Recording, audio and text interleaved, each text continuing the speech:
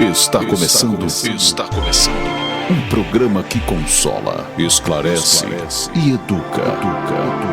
Está no ar. O que é o Espiritismo? Olá, sejam todos bem-vindos ao canal do Grupo Divulgar Doutrina Espírita.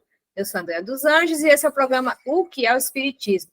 Programa que se propõe a esclarecer, a educar, onde juntos aprendemos sobre o Espiritismo, trazendo para a nossa roda de conversa temas sempre à luz das bases da doutrina. E nesse nosso 4º ano no ar, a gente está visitando os roteiros do ERG, Estudo Sistematizado da Doutrina Espírita.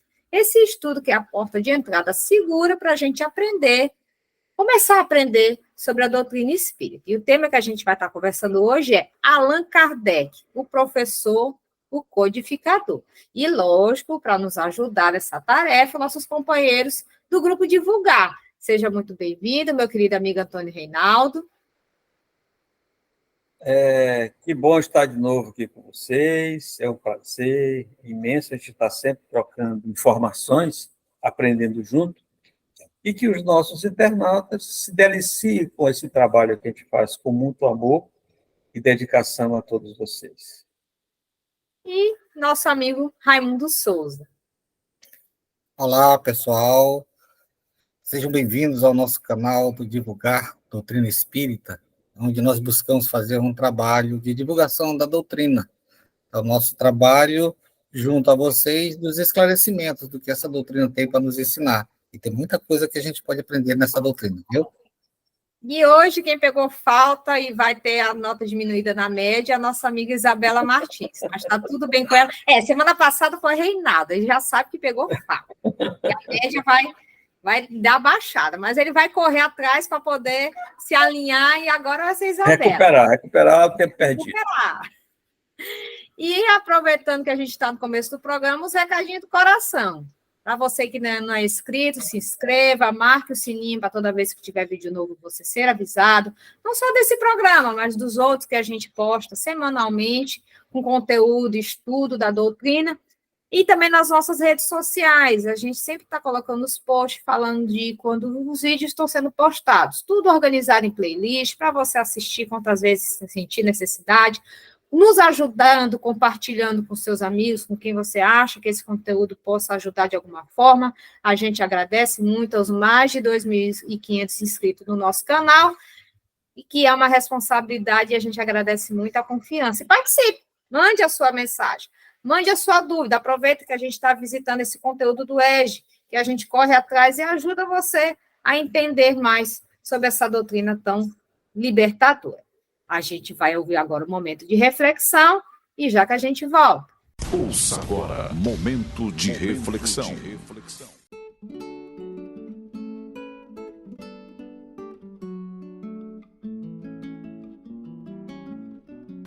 Mensagem número 13 do livro Instante da Vida, mensagem ditada pelo Espírito Irmão X a Francisco Cândido Xavier.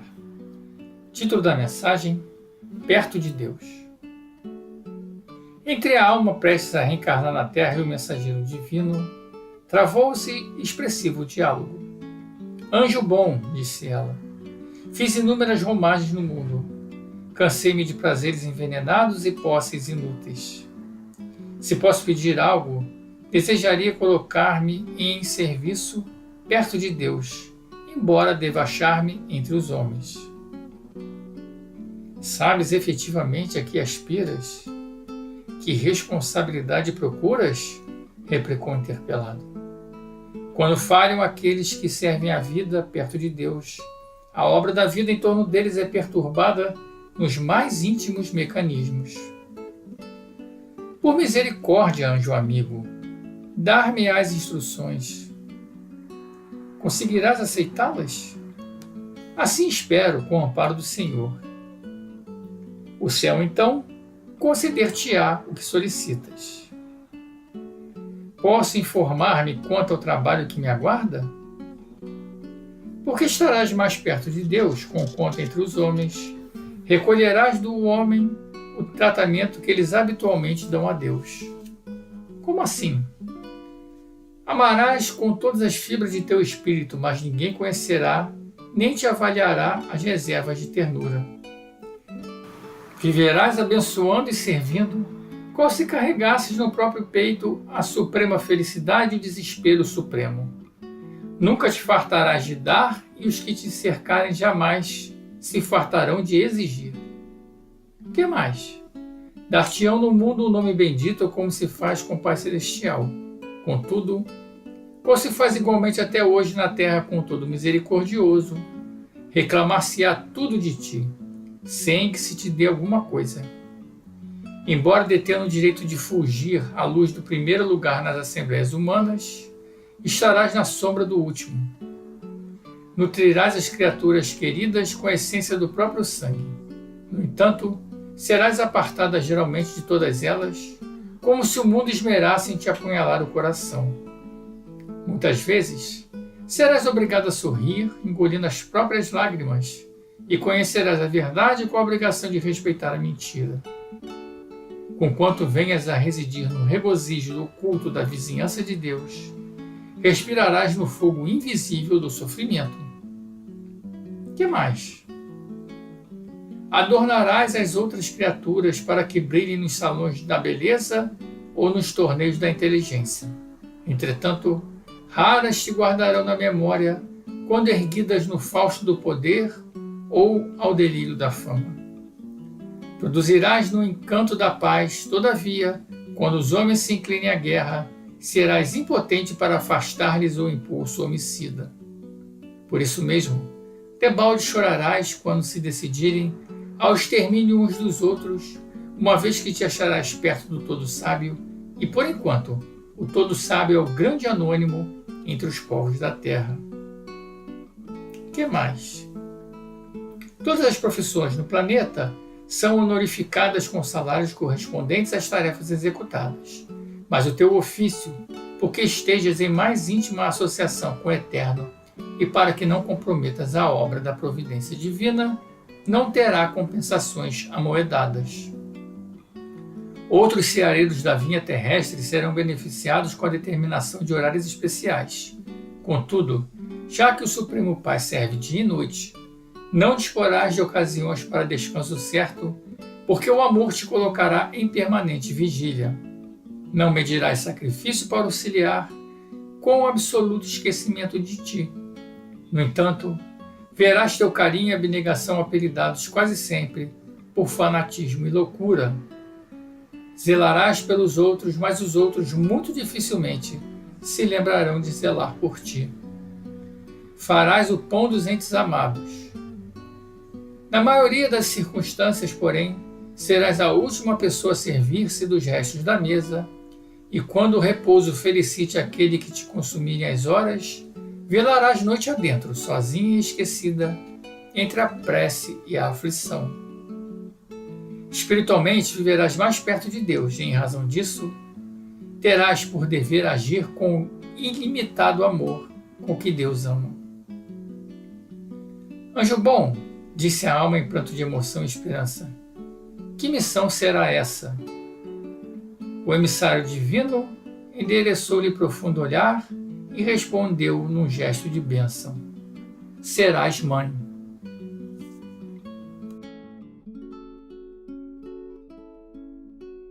Como sempre, abastecidos com um momento de reflexão, vamos dar início à nossa roda de conversa de hoje. Tati, roda a vinheta. A partir desse momento, você acompanha a nossa roda de conversa. O Espiritismo em Debate. Bem, meus queridos, Allan Kardec, o professor, o codificador. Então, a gente está no comecinho da apostila do ERJ, né, do tom 1, e agora a gente vai falar daquele que codificou a doutrina. E a gente pode dizer que a história de Allan Kardec se divide antes da codificação e depois. Então, para a gente seguir essa ordem para entendimento sobre a vida dele, saber por que foi ele que codificou a doutrina e se ele foi preparado, a gente vai tentar entender essa cronologia na vida de Allan Kardec, começando, lógico, pela criança. E aí a gente traz algumas informações. O nome dele verdadeiro é Hippolyte Léon Denisard Rivail, que nasceu em Lyon, na França, a 3 de outubro de 1804, numa família lionesa, nobre e de dignas tradições. Também teve uma educação, vamos dizer assim, severa, com princípios de honradez, de retidão, ou seja, a gente já percebe uma preparação para justamente aos embates que ele vai enfrentar no futuro. Mas vamos tocar. E ele já logo pequenininho já demonstrou ser muito observador, ser muito dedicado, ser muito estudioso, inteligente. E aos 10 anos de idade, ele foi para Yeverdon, uma cidade suíça, lá para o Instituto de Educação Pestalozzi. E aí ele recebeu essa educação local de estudos que era, vamos dizer assim, tradicional na Europa naquela época, onde as famílias mandavam as suas crianças para lá receber essa educação com esse famoso no meio da pedagogia ainda hoje, né? Muito se fala do método de Pestalozzi. E lá que ele se formou. E já logo cedo ele cativou o professor Pestalozzi pela sua dedicação, pela sua inteligência e pela sua destreza. Então, ele se tornou um colaborador de Pestalozzi. E aí, aos 18 anos, ele se forma e vai para a capital francesa, Paris, já ministrando, trabalhando no magistério e também traduzindo obras do inglês e do alemão para poder ele começar a publicar os seus livros. E ele publicou mais de 15 obras nesse sentido de educação aritmética, de educação no lar, porque também se tinha nessa época a questão de ser as mães, né, educar os filhos em casa, então ele tinha essa preocupação de fazer esse compilado. Então, aí a gente percebe que ele muito cedo evoluiu, né, nesse mistério, e se tornou muito conhecido justamente por essas obras publicadas, pela dedicação, e sempre preocupado da maneira assim simples de passar, sem rebuscamento, como eu estou dizendo, as mães poderem educar seus filhos se fosse da sua vontade. Então, ele tinha essa preocupação, então, assim, o professor Rivaio era muito conhecido na Europa nessa sua época. E outra coisa importante que eu gostaria de falar com vocês, que o ensino intuitivo era vamos dizer assim, uma vertente desse ensino de Pestalozzi, o ensino intuitivo, que ele consiste na substituição do verbalismo e do ensino livresco para observação e pelas experiências. Então, a gente vê que isso tudo preparando mais na frente a questão das experiências, né? Não ser só a questão do livro, mas da observação, dos fatos, da educação justamente pelo sentimento também, isso é muito importante na pedagogia de Pestalozzi. Então, ele baseou todo esse seu magistério nesse ensino intuitivo. E não satisfeito, ele ainda, lógico, fez a sua escola, né? Ele fundou em 1826, em Paris, o Instituto Rivaio, onde ele administrava e tinha tanto a questão de dirigir, como também da questão da pedagogia, da educação. A base de Pestalozzi, mas também o que ele criou, ele aprimorou. Mas a base era de Pestalozzi. E sempre muito auxiliado de perto pela Emília Gabriele, que no futuro se tornou a sua esposa. Então, a gente vê que ele teve uma família tradicional de valores fortes, que foi imprimido isso nele, preparando para esses embates que ele vai ter, a gente vai ver daqui a pouco. Ele teve uma educação junto com Pestalozzi, que prima pela intuição, não sendo só essa educação da matéria, porque lembramos, há 2 programas que a gente fez sobre o contexto histórico. Esse século é o século da razão, onde o que era verdade era o quê? Só o que era provado, só o que era científico. Então, essa questão da educação intuitiva de Pestalozzi é muito importante justamente para a gente, vamos dizer assim, dar uma humanizada na ciência, né? Acho que Raimundo até se arrepiou quando eu falei isso.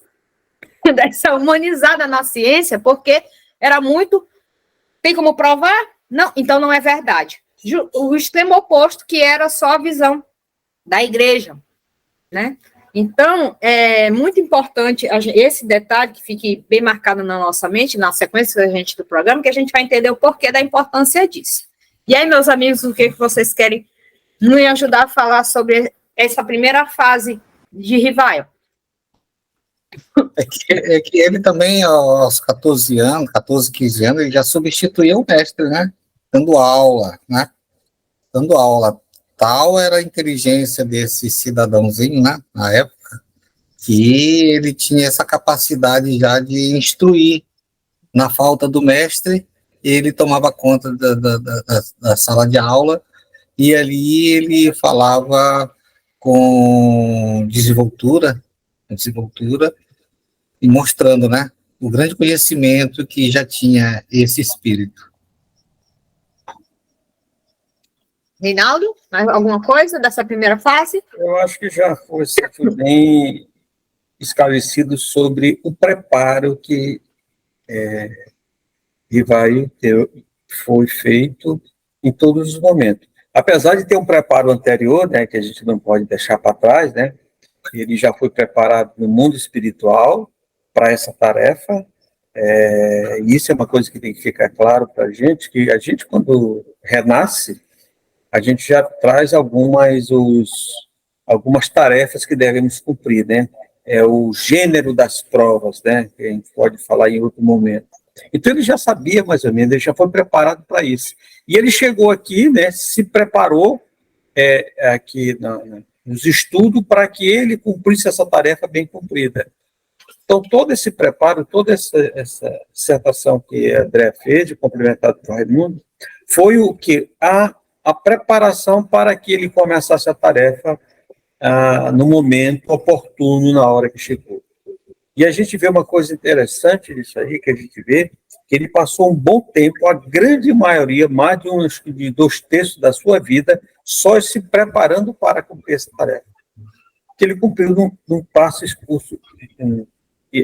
curto espaço de tempo, então ele passou muitos anos se preparando, através do conhecimento da ciência material, desenvolvimento todo o seu trabalho da intelectualidade em cima dos estudos, trazendo método novo, se preparando para, no momento que fosse chamado para a missão do Espiritismo, ele estivesse preparado, mais do que preparado para isso.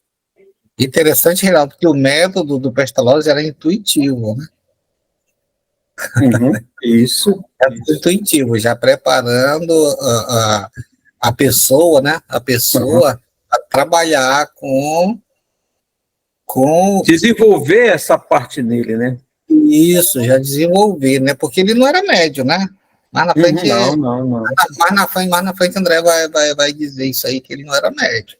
Né? E vai provar que ele não era médio, né, André? Na realidade, ele era médio, né? Intuitivo. Porque todos nós somos médios intuitivos. Eu disse para ele. O meu estava doida para falar isso aí tu já está na frente, vai dando spoiler. Deixa ela falar. Não, voltando um pouco, meus amigos, lembram que no programa passado que a gente tratou dos fenômenos mediúnicos que antecederam a codificação, raios, vida e as mesas girantes? Então, as mesas girantes ocorreram na Europa, era uma febre, eu até falei que era o TikTok da época, né, porque as reuniões de sociedade eram nas casas onde as mesas giravam e batiam, e aí o professor Rivaio, que era um estudioso do magnetismo, encontrou um amigo numa certa feita que falou desses eventos, e ele não demonstrou interesse, dizendo, não, pode ser uma força mecânica, isso daí, aquilo não o interessou. E passado mais outras circunstâncias, até que ele encontra um outro amigo que o disse que as mesas respondiam. Aí ele disse, peraí, se mesa responde, mesa inteligente, aí não, tem alguma coisa. Aí sim, despertou o interesse dele. E ele aceitou o convite de assistir, e ele viu que as mesas respondiam, se faziam perguntas falando, se faziam perguntas mentais, inclusive, e as mesas respondiam com as pancadas. e aí depois se evoluiu para a questão da ardósia, onde médiuns colocavam a mesa sobre a cesta e a cesta escrevia.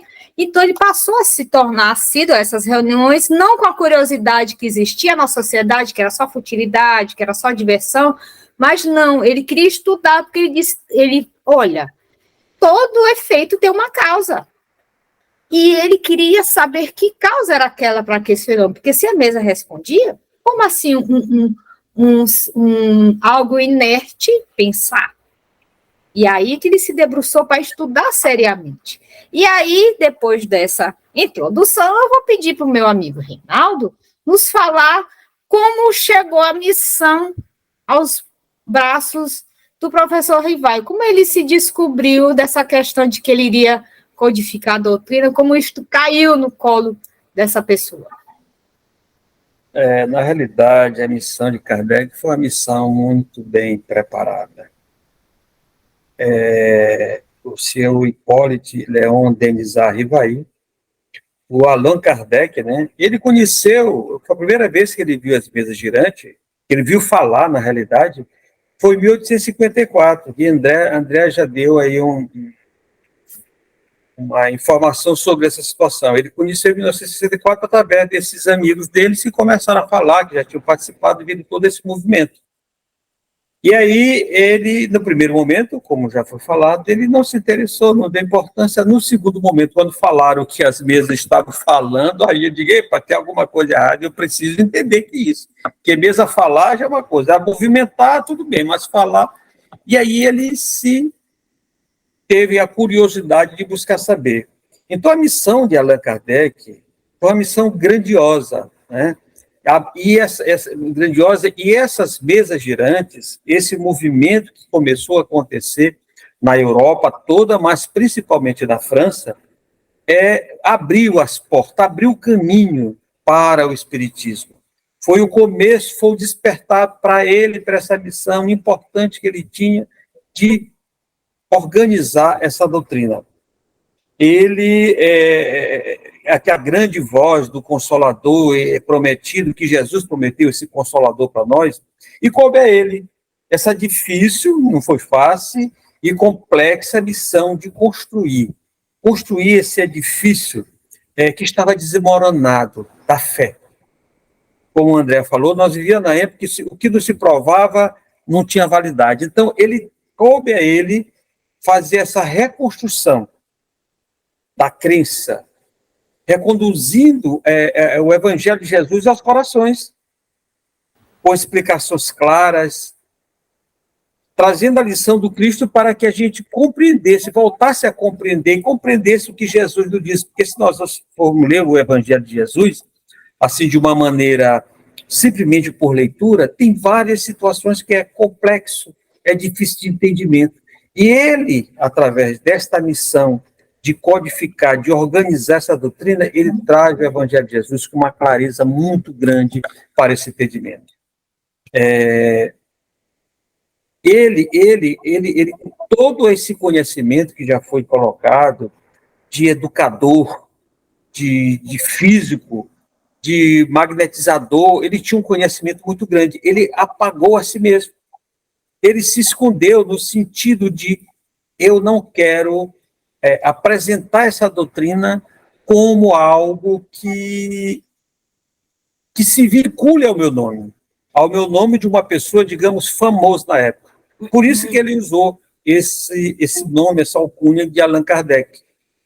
Ele viveu na humildade, muitas vezes atormentado, caluniado por não entender o seu trabalho, e ainda assim deu cumprimento integral à sua tarefa.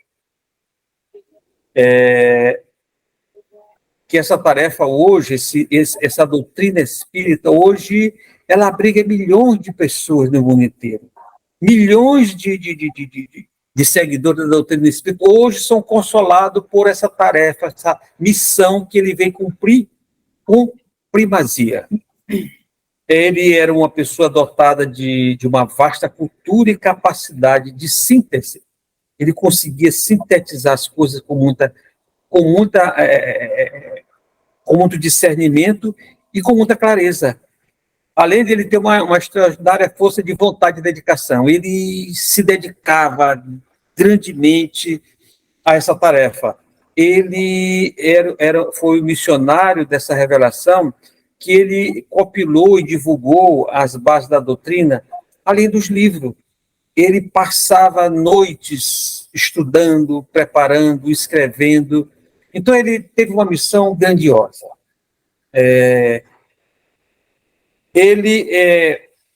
Coube a Allan Kardec, além dos livros da codificação, ele criou a Sociedade de Estudo Parisiense, lá em Paris, onde essa sociedade era dirigida por ele. Ele era o diretor.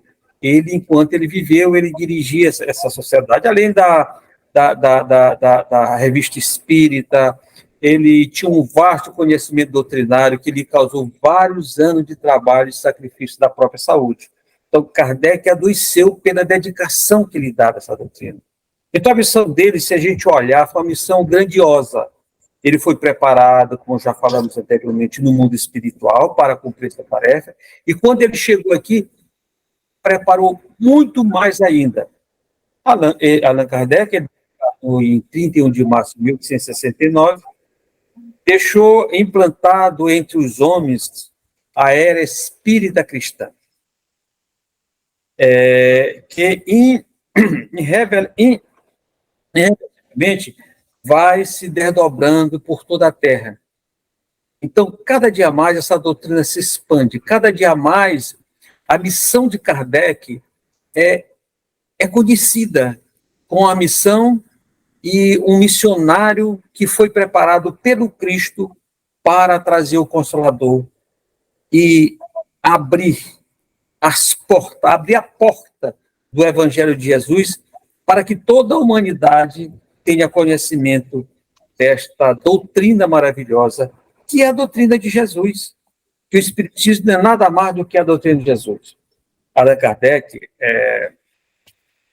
foi um homem que se preocupou com os homens aqui se falando do gênero como um todo, que soube ser forte, compassivo, enérgico, terno, oferecendo aos amigos sua presença, o seu convívio, com idealismos, tornou-se trabalhador incansável, verdadeiro apóstolo do Senhor. Respirava conhecimento e labor e na tenacidade. Pensou numa unidade unida pelos laços da verdadeira religião. Então, ele pensou nessa verdadeira religião. Qual a verdadeira religião que ele pensou?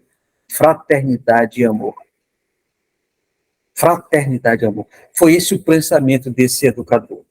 Era um homem de fé, amor, até o limite das suas forças. Sofreu calúnia, injúrias, traição dos próprios pais, mas nunca se defendeu, nunca combateu quem falava dele. Então, ele foi um homem muito preparado para essa missão. E aí tem uma coisa importante.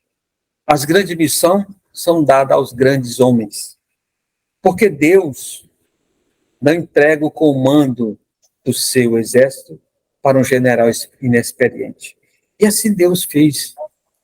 Colocou este Consolador sob a égide de Jesus para um dos seus grandes generais, que foi Allan Kardec, com essa missão maravilhosa de trazer o Consolador para que abra todas as portas das nossas mentes, do nosso conhecimento, para despertar para essa verdade, que é a verdade do Cristo.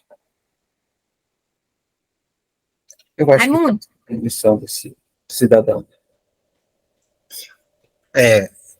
Lembrando também, né, que Kardec só começou a trabalhar com essa doutrina, com a compilação dessa doutrina, depois dos 50 anos, né? Então, um espírito que se preparou, né, preparou a vida inteira, né?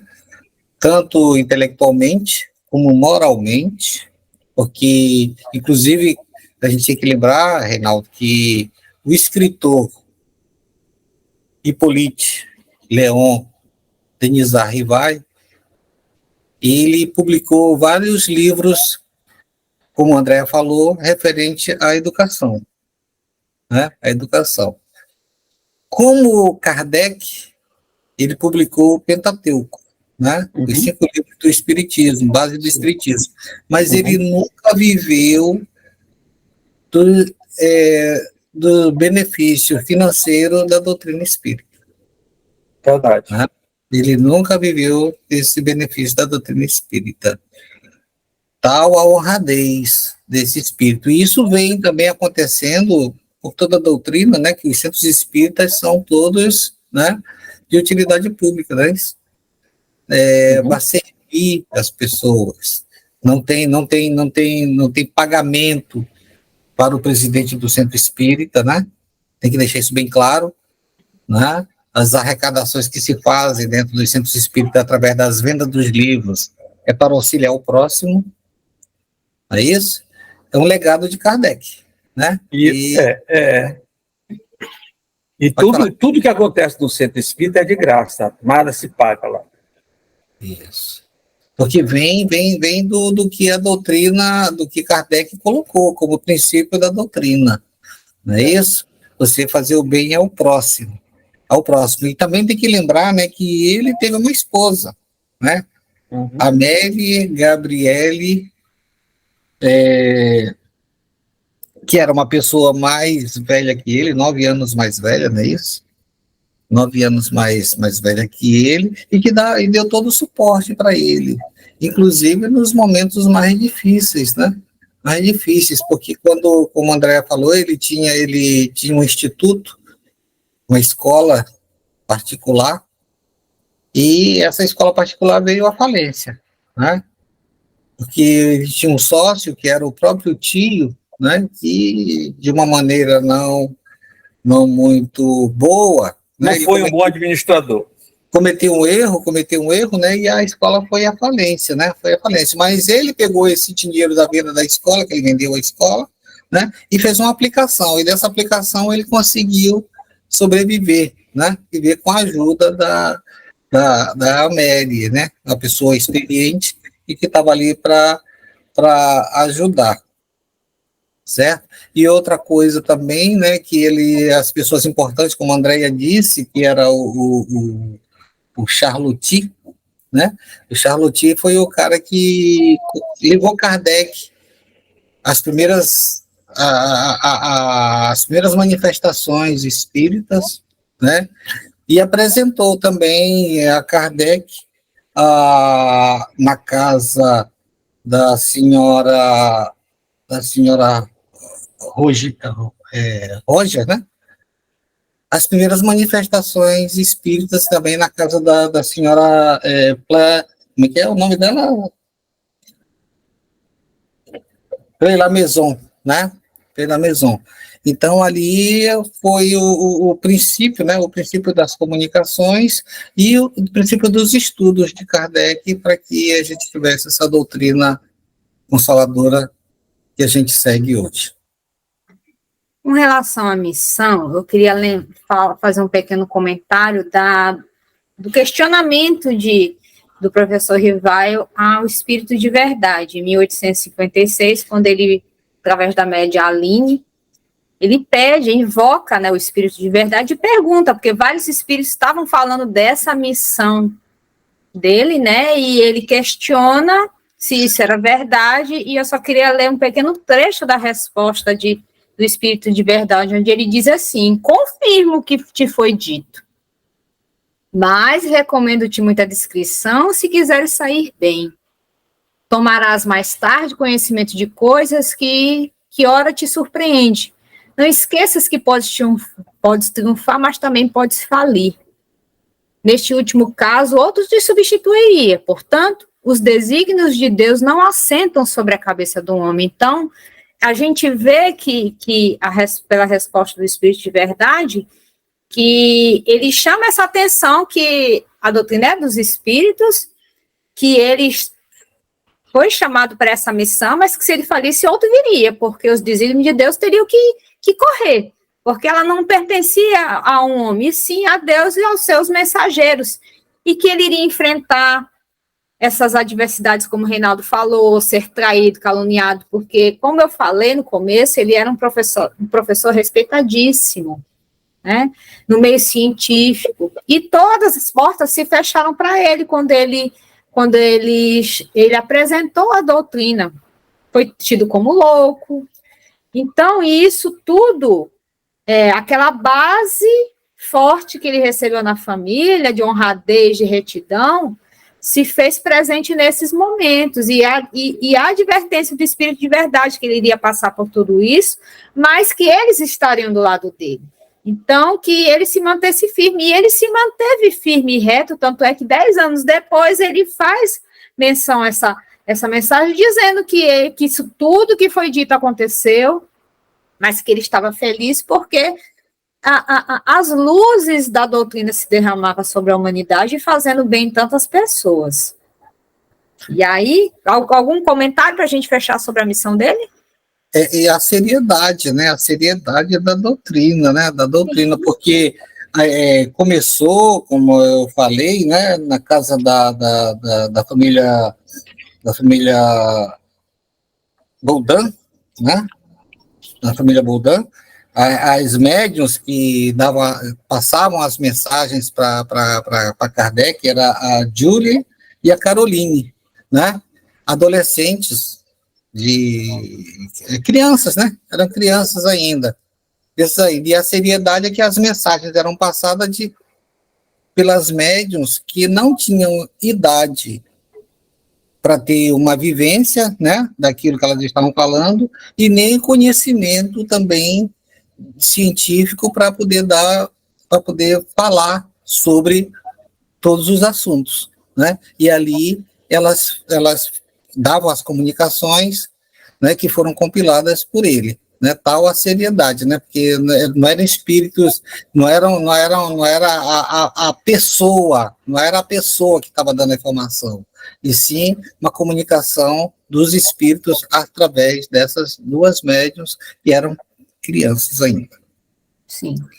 E é muito importante falar que aí, justamente quando ele foi lançar o Livro dos Espíritos, que é a primeira obra, a sua preocupação, que se ele colocasse o nome dele, as pessoas diziam, mais um livro do professor Rivaio, e iam querer adquirir achando que era mais, né? E aquilo não era dele, então você vê a retidão da pessoa. E aí que lhe foi sugerido o nome Allan Kardec, que era de uma vida passada dele, e aí ele adotou esse pseudônimo para justamente a figura do professor não interferir na obra que não era dele. E aí, partindo disso, eu queria fazer uma pergunta para vocês, porque a gente também escuta muito isso por aí. A contribuição de Kardec foi só de compilador da doutrina? O que tu me diz, Reinaldo? Eu digo que não, porque além dele ter compilado, ele divulgou, ele propagou, ele se expôs, ele viajou para divulgar isso, então foi muito mais abrangente a missão dele, e além do coisa mais importante de tudo isso foi o exemplo que ele deu. O exemplo que ele nessa compilação de dados, nessa codificação que ele fez, ele exemplificou. Ele exemplificou a humildade, a caridade, o perdão ele exemplificou com essas pessoas que estavam do lado dele. Então, ele deu um grande exemplo do que ele pegou, organizou e botou lá, mas ele exemplificou. Porque a coisa mais importante de qualquer missionário não é nem o que ele fala ou o que ele escreve, é o que ele vivencia. E esse foi, talvez, o maior legado de Kardec. Ele vivenciar a doutrina. Então, isso aí acho que foi a coisa mais importante, além de todo esse trabalho que ele fez. E tem mais, ele ainda deixou um monte de coisa escrita que depois foi obras póstumas, coisas que depois foram. Tá? Então, ele teve uma contribuição fenomenal, como se diz, para a doutrina, além da codificação. Raimundo. Lembrando, Andréia, que quem esclareceu da vivência dele como Allan Kardec em vidas passadas foi o espírito Zéfiro, né? Que trabalhava, que é um dos espíritos que se manifestavam na comunicação, além do espírito verdade, né? Que estava ali supervisionando toda a obra, né? Todo o trabalho, todo o tempo. Esse espírito, ele acompanhou muito o trabalho da codificação.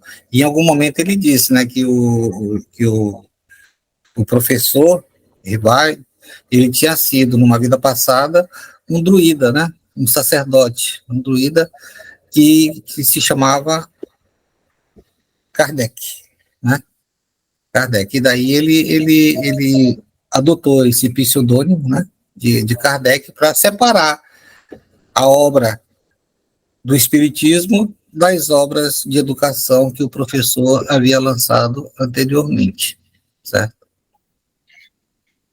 Aí, ainda tem um detalhe, né? Fora também que muitos comentários, principalmente no Evangelho, a gente vê muito comentário de Kardec, Livro dos Espíritos, enfim. Então, ele não só codificou, não, ele também se debruçou e tinha sua colaboração ali, quanto estudioso de tudo aquilo que ele estava trazendo. E aí, para a gente fechar, Raimundo, Reinaldo deu uma adiantada também na sua fala, mas aí eu queria que você fechasse falando do legado de Kardec, o que ele nos deixou, fora o que a gente já deu spoiler aqui na tua frente. A gente volta um pouquinho, né, que assim, após os casos das mesas girantes, entre os anos de 1855 e 1869, né, foram 14 anos de trabalho de Kardec, né, ele consagrou a doutrina espírita e sobre a essência dos espíritos superiores, representados pelo Espírito da Verdade. Estabeleceu as bases da codificação espírita que dizem respeito aos aspectos filosófico, científico e religioso. Entendeu? Então, coube a Kardec a difícil e complexa missão de construir o edifício desmoronado da crença. Lembra que tu falou que a crença foi abalada, do absolutismo, aquelas coisas que a gente já falou do programa passado, né? No programa passado, e reconduzindo os corações ao Evangelho mediante explicações claras das lições do Cristo, né? Que é o que tu falou, que às vezes lá no Evangelho está tudo escrito, né? As comunicações dos Espíritos, e tem também a interpretação, que às vezes a gente tem dificuldade de interpretar, e Kardec, com muito zelo, nos ajuda a fazer essa interpretação do que está escrito, né? Ele deixou como legado uma doutrina que tem como fundamentos básicos a existência de Deus, a imortalidade da alma, ou espírito, a reencarnação, a comunicabilidade dos espíritos, as leis morais e a fé raciocinada. Né? Tudo isso a gente só viu até depois do advento do Espiritismo, né? Então, Kardec também escreveu, né, a revista Espírita, como o Reinaldo falou antes, né, de 1861, que é o Jornal dos Estudos Psicológicos. Ele escreveu o seguinte: o Espiritismo não vem procurar os perfeitos, mas os que se esforçam em ser, pondo em prática os ensinos dos espíritos. O verdadeiro espírita não é o que alcançou a meta, mas o que sinceramente quer atingi-la. Sejam quais forem os seus antecedentes, e será bom espírita desde que reconheça suas imperfeições e seja sincero e perseverante no propósito de se emendar. Né? E aí ele deixou publicado, né, as obras do Espiritismo, né, que é o Pentateuco, ele chama, que tem o Livro dos Espíritos, né, como base da doutrina espírita, o Livro dos Médiuns, o Evangelho segundo o Espiritismo, o Céu e o Inferno, ou a Justiça Divina segundo o Espiritismo, a Gênese, os Milagres e as Predições segundo o Espiritismo, também todos eles conhecidos como obras básicas, né? É a base do Espiritismo. E também, mais na frente, a gente vai ver que tem um livro também muito interessante, que é o Espiritismo, né? É um livro dessa finurinha, mas que diz muito, né? E diz muito, que ele compila ali o que é a doutrina. Quem ainda não leu, por favor, procure esse livro, que é fantástico. Verdade. Tá certo. Com isso, a gente consegue fechar o tema de hoje. Alguém mais quer fazer algum comentário para a gente poder encerrar?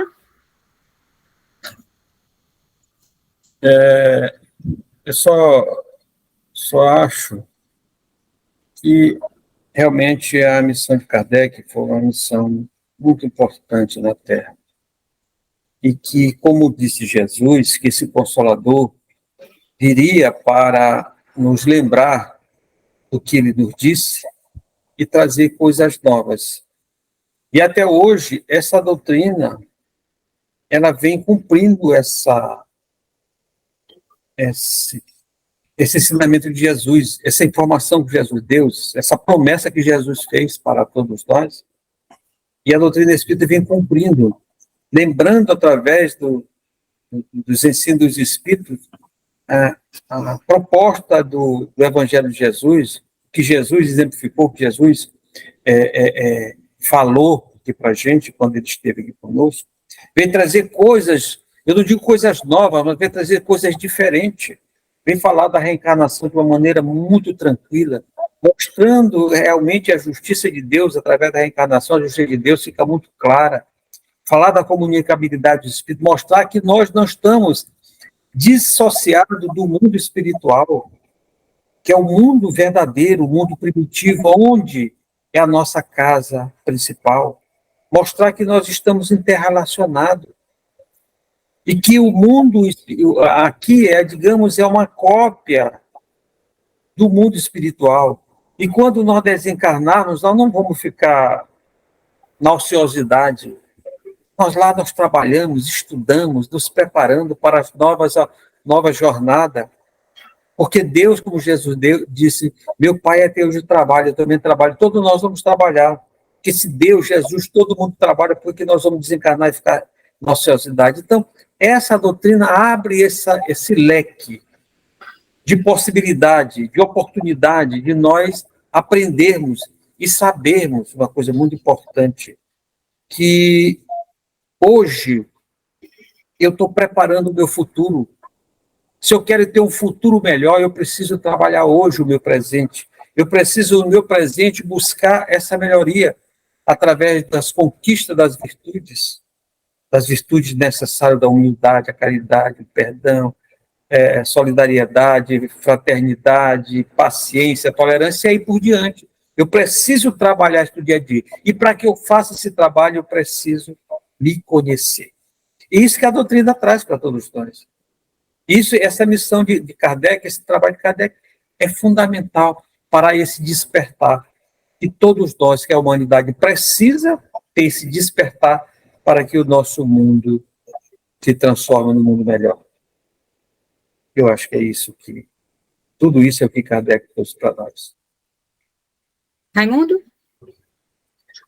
O Reinaldo já disse tudo, né? A gente só tem que assinar embaixo no que o Reinaldo fala, porque ele é o nosso decano.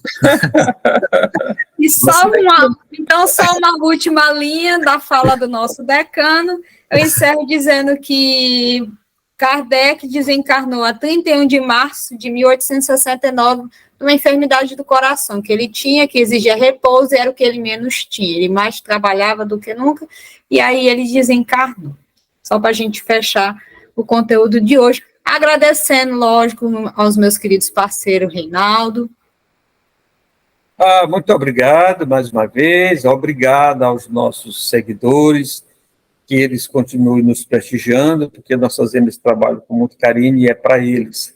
E como diz Raimundo, para eles fazerem lá o quê? O like, é isso? Like isso. Lá, no nosso canal, que nós agradecemos. Raimundo. Assim, a gente agradece, né? Agradece a participação de todos, né? Nesse momento que nós buscamos dar um pouquinho das informações do que é realmente o Espiritismo, né? Desmistificar esse entendimento da doutrina, que é uma doutrina cristã, baseada nos ensinamentos do Cristo, né? E o que nós praticamos aqui são as leis morais do Cristo, certo? Única e exclusivamente. Então, nós buscamos trabalhar essa lei, né? Essa lei, nos tornando mais humildes e também buscando colaborar com todos os nossos irmãos, em todos os sentidos, né? Reinaldo falou ainda agora que nós estamos preparando as coisas para o nosso futuro. Com certeza nós vamos reencarnar outra vez, né? Outras vezes, né? Outras vezes. E nós queremos sempre um planeta melhor. Então, se a gente estragar o planeta hoje, qual é o planeta que nós vamos ter para reencarnar mais na frente? Né? Então, daí, a gente não pode jogar o lixo na rua. Não podemos jogar o lixo debaixo do tapete, não podemos jogar o lixo nos oceanos, né? Não podemos fazer nada disso, a gente tem que trabalhar e purificar, melhorar as nossas mentes, nossa condição mental, porque isso também influencia na vibração do planeta, certo? Então, se eu quero morar numa casa mais limpa, numa casa mais justa, eu tenho que manter essa limpeza, manter a limpeza dos pensamentos, manter a limpeza das atitudes, trabalhar para que o nosso futuro seja um futuro melhor. E com certeza nós voltaremos.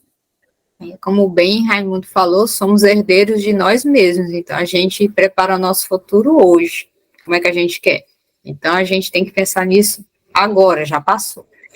Para mim, só resta agradecer a oportunidade de mais um trabalho, a oportunidade de você nos assistir. Mais uma vez pedimos que participe, nos ajude a fazer um programa melhor para todos nós. Paz e alegria a todos e até o próximo programa. Você ouviu o que é o Espiritismo? Eu não tenho asas para voar.